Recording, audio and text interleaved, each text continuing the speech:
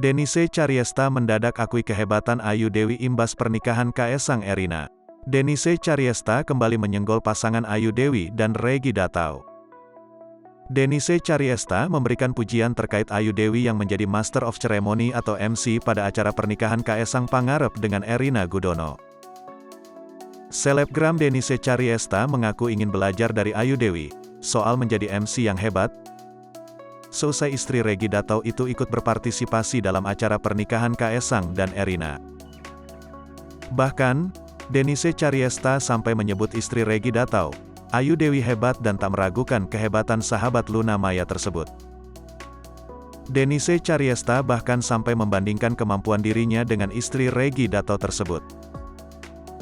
Denise Charyesta pun mengaku tidak diundang ke pernikahan Kaesang Pangarep. Dengan santai, Denise Charyesta juga mengakui kehebatan sosok Ayu Dewi tersebut. Memang dia hebat, siapa bilang dia nggak hebat? Emang hebat banget, puji Denise Charyesta. Denise kemudian merendah dan merasa tak ada apa-apanya jika dibandingkan dengan Ayu. Hal ini lantaran dirinya yang cadel dan tak mungkin menjadi MC. Denise justru mengatakan bahwa dirinya ingin belajar MC dengan Ayu Dewi.